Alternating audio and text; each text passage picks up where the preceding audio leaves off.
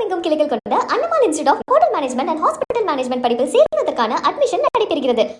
பாலியல் வன்கொடுமைக்கு எதிராக இந்த அரசு தீவிரமாக செயல்பட வேண்டும் என நாடாளுமன்ற உறுப்பினர் சு வெங்கடேசன் தெரிவித்துள்ளார். மதுரை செல்லூரில் பேட்டியளித்த அவர், குற்றங்களுக்கு எதிரான நடவடிக்கை சமரசமில்லாமல் மேற்கொள்ளப்பட வேண்டும் என தெரிவித்தார். இப்போ ஒரு சமூகத்தினுடைய மனித மனங்களினுடைய அழுக்கை ஒரு நாளில் கழுவிவிட முடியாது.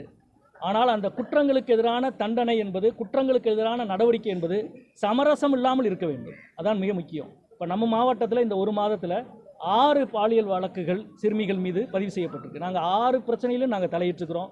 எங்களுடைய மாதர் சங்க தோழர்கள் தலையிட்டிருக்கிறாங்க.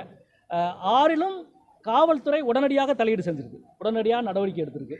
எனவே ஒரு பெரிய விழிப்புணர்வு தேவை. பாலியல் வன்முறைக்கு எதிராக, சிறுமிகளின் மீதான இந்த தாக்குதலுக்கு எதிராக தீவிரமாக அரசு செயல்பட வேண்டும் என்பதுதான் நம்முடைய எல்லாருடைய கோரிக்கையும். நிச்சயமாக அதில் எந்த சமரசமும் இடமில்லை என்பதை தெரிவித்துள்ளோம்.